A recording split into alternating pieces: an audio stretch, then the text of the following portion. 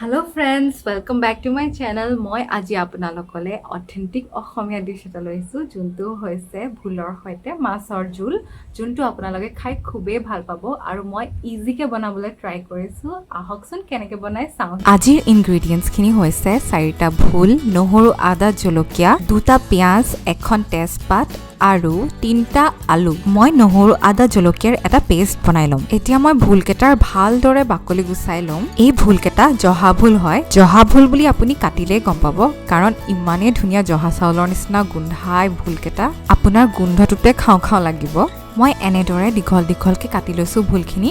ভুলকেটা কাটি হৈ যোৱাৰ পাছত আমি এতিয়া নহৰু আৰু আদাৰ পেষ্টটো ৰেডি কৰি লম এয়া চাওক আমাৰ নহৰু আদাৰ পেষ্ট ৰেডি হৈ গ'ল প্ৰথমতে কেৰাহীখন গৰম কৰি পেলাই ডাঙৰ 4 চামুচ মান তেল দি ল'ব তেলখিনি দি হোৱাৰ পাছত অলপ দেৰি তেলখিনি গৰম হ'বলৈ দিব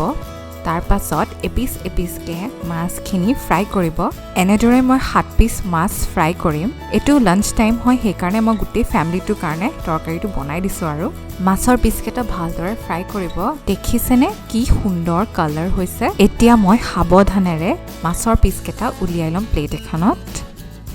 এয়া চাওক কি ধুনিয়া হৈছে ৰংটো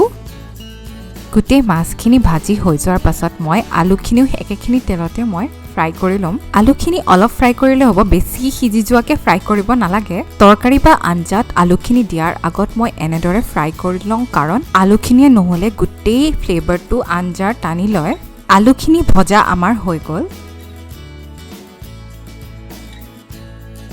এতিয়া একেখিনি তেলতে পাঁচফোৰণ দিব পাঁচফোৰণখিনি ফুটি যোৱাৰ পাছত তেজপাত দিব আৰু এতিয়া পিয়াজখিনিও দি দিব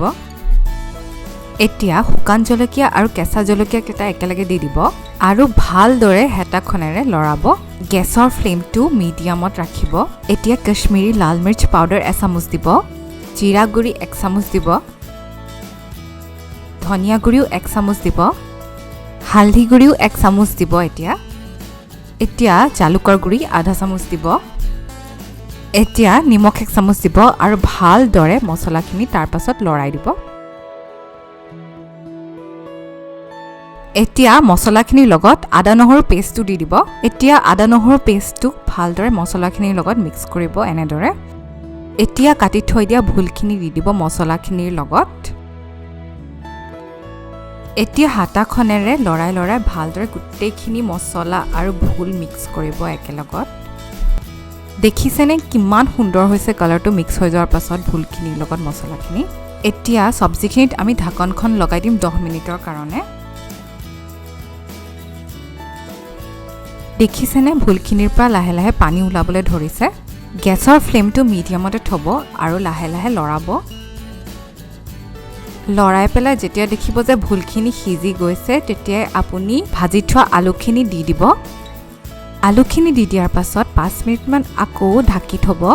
দেখিছেনে ভুলৰ পৰা আৰু পানী ওলাইছে এতিয়া আমি আৰু অলপ পানী দি দিম এয়া পানী মই উতলা গৰম পানী লৈছো পানী দি পেলাই মই আৰু সিজিবলৈ দিম তৰকাৰীটো আৰু ভালদৰে সিজাবলৈ মই ঢাকনখন লগাই দিছো 10 মিনিটৰ কাৰণে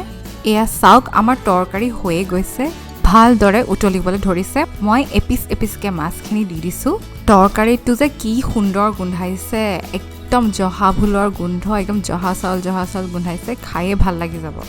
এই মাছৰ তৰকাৰীটো ভাতৰ লগত খাব এইটো হৈছে আমাৰ লাষ্ট ইনগ্ৰেডিয়েন্ট গৰম মছলা লাষ্টত একদম দি দিব এয়া আমাৰ তৰকাৰী হৈ গ'ল একদম দেখি লুক লাগি গৈছে আপোনালোকে ঘৰত বনাব ট্ৰাই কৰিব আৰু যদি ভাল পায় তেতিয়া হলে লাইক শেয়াৰ আৰু সাবস্ক্ৰাইব কৰি দিব মোৰ চেনেলটো আৰু কমেন্টত জনাব কেনেকুৱা লাগিছে